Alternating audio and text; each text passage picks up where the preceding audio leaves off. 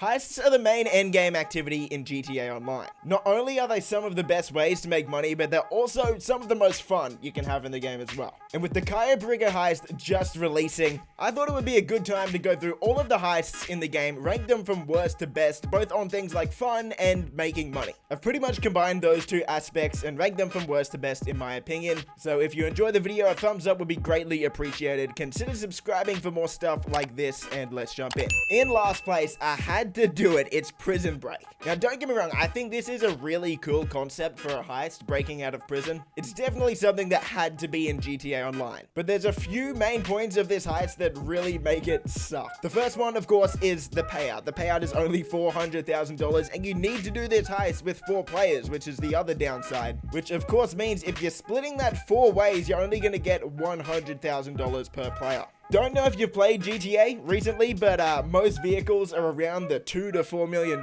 mark now, and finding a reliable group of 4 people that are going to stick through this heist and complete it potentially 40 times, like if you just wanted to use this heist to make money, you'd have to play this heist 40 times in order to get one of the better vehicles in the game. Not to mention that there's certain parts of this heist that make it a complete headache, like a lot of the setups can be pretty difficult, and then someone has to fly a plane without crashing it while getting chased by cops, and a lot of the people that do this heist are low levels that don't really know how to fly yet. So this heist is just one big massive headache. Really cool concept. I'd personally love to see it updated in terms of payout, but until that potentially happens one day, it's in last place for me. In second last place, I got Series A funding. Pretty much all of the things I said for Prison Break are the same thing here. It's a really cool concept for a heist, getting lots of different drugs, shipping them across the city and selling them. It's a cool concept. The payout is pretty much the same as Prison Break as well. This one's $404,000. So split between 4 players, it's really not great. The main reason I put this one over the Prison Break heist is because Trevor is in it, and I mean, I kind of actually paid attention to the story in this one.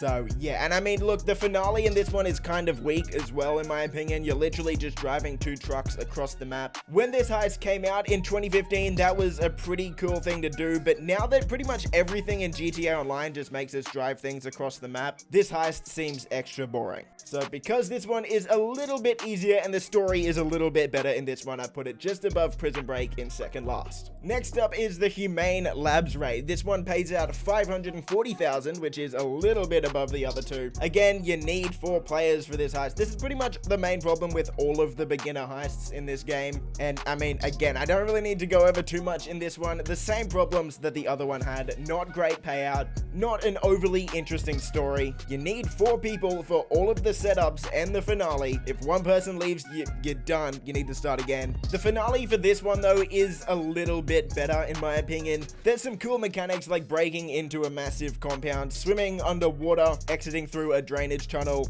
even skydiving at nighttime into Humane Labs at nighttime, and the finale is a pretty cool intro to a finale. So yeah, I mean, it's a little bit better than the other 2, but I can't put it up with the higher paying heists and the more fun heists in the game. So for me, this one comes in at third last. Not amazing, but not absolutely terrible. Next up, we've got Doomsday Act 1 Data Breaches. Now, if you want to start this one, you're going to need to spend a fair bit of money. You're going to need to buy a facility, which is going to cost you around $2 million. So this heist isn't for broke players. There's a lot of improvements that Rockstar made with the Doomsday heists. The main one being that you don't need 4 players to do it. You can do it with 2 to 4 players, which A, means you don't need as many friends or randoms to play with, but B, it also means you can take a higher cut for yourself. If you do this heist on hard mode, you're going to get $812,000 split between 2 people, which of course makes it the highest paying heist we've gone over so far. And it's definitely much more epic and action-packed than the ones that came before it. But the main downside to really all of the Doomsday heists is that not only do you have to do setup missions, but you also have to do prep missions, which are basically setups for the setups. So you have to do twice as many setup missions just to get to the finale on this one. And what that means is you sort of get the life sucked out of you and the energy sucked out of your hype for this heist by the time you actually get to the finale. because by the time you get there, you would have done like more than 8 setup and prep missions. And at that point, you're sort of just thinking to yourself, man, can we just get this thing done? So overall, lots of improvements, but a big setback with how long this takes to set up. And that's why I couldn't put it higher on the list. Next on the list is Doomsday Act 3, the Doomsday scenario. On hard mode, the payout for this one is $1.5 million, split between 2 to 4 players. And this heist finale is action-packed. Man, this thing is intense. It's actually pretty difficult as well. On top of that, it's actually got a pretty funny and decent story, in my opinion, at least for just a heist. And the final sequence in this finale is awesome as well. Flying out on jetpacks, taking down Avon. It's really cool. But unfortunately, again, it just runs into the same problem that all of these Doomsday heists do, and that's the fact that they take a really long time to set up, which completely ruins the replayability of these heists, because if you can't make that much money from it per hour because you're just doing setups the whole time and the heist takes hours to finish, you really don't have a reason to play it more than once, which is disappointing because this heist had a lot of potential and it was pretty fun. Next up, a lot of people are going to be surprised that this one is this high on the list, but I put the FLEECA job. Of course, this isn't this high because of the money. The payout for this one is only $115,000 split between 2 people. If you're doing this for the money, there's no reason you should be doing this at all. But this is the OG heist. This is the very first heist that was released in the set of 5 that launched in 2015. And for anyone who was actually playing the game in 2015, this one sort of holds a special place in your heart. So for that reason, plus the fact that it only takes 2 players, there's only 2 setup missions, but mainly for the nostalgia, this one is sort of in the middle of the pack. At number 6, we've got the Pacific Standard. This was the final heist that was launched in 2015 with those set of 5, and this was really the only one of those heists that really felt like a heist. The FLEECA job sort of felt like a mini heist, but when you got to the Pacific Standard with all of your friends, it felt really cool. It felt like you were a real criminal breaking into a huge bank. Everyone had their own specific roles. It was a lot of fun. I'm getting nostalgia just thinking back to this, man. If you did this one on hard mode, you'd get 1.25 million, split between 4 people. Even despite that, when this came out in 2015, this was the best way to make money. The ending sequence to this was also really, really cool. Escaping the cops on bikes, and then jumping off your bike mid-air, parachuting down to a boat, and driving out to sea. It was definitely the coolest thing in the game at the time. At number 5, I've got the Bogdan problem. On hard mode, this one's gonna get you 1.187 million, and out of the 3 Doomsday heists, this is my personal favorite. Not only is this a fair bit easier than Act 3, it also doesn't take as long to complete, but the reason I've got it so high on the list is kind of because it's become iconic. Maybe not for the right reasons. There's a big glitch that's been out for years surrounding this heist. Personally, I haven't done it, but I know a lot of people have done that heist, and they would probably get pissed off if I didn't put this heist pretty high on the list. This heist does have some really cool set pieces though. This was the first time we got a car that could go underwater with the Stromberg, and driving a car underwater, dodging mines, going out to a massive submarine.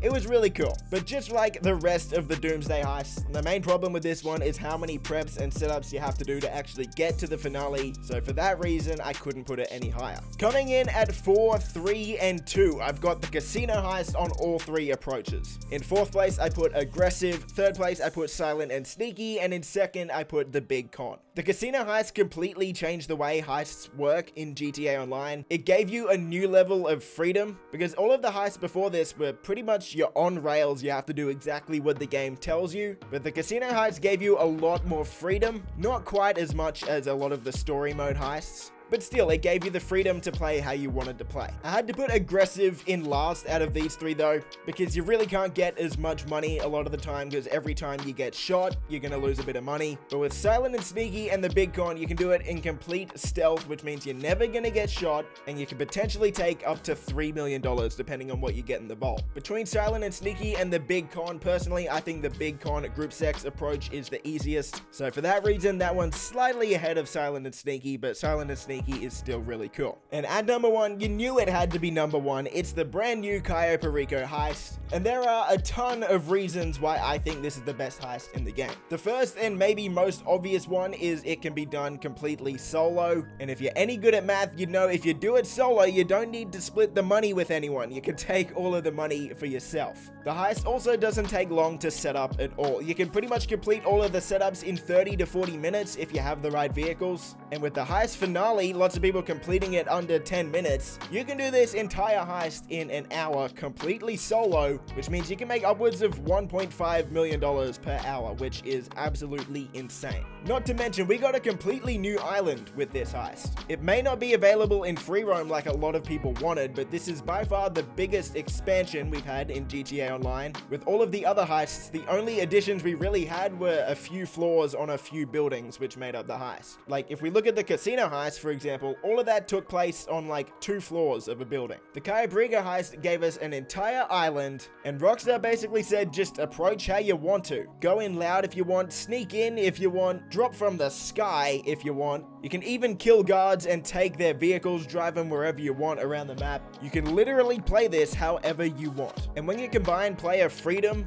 with great money-making ability, you get yourself an incredibly replayable heist. So there you have it. I ranked every single heist in the game. Let me know what your list would be in the comments below. Do you agree or disagree? A lot of people are probably gonna disagree. And if that's the case, let me know what your list would be in the comments below. If you enjoyed the video, a thumbs up would be greatly appreciated. Consider subscribing for more stuff like this, and I'll see you in the next video.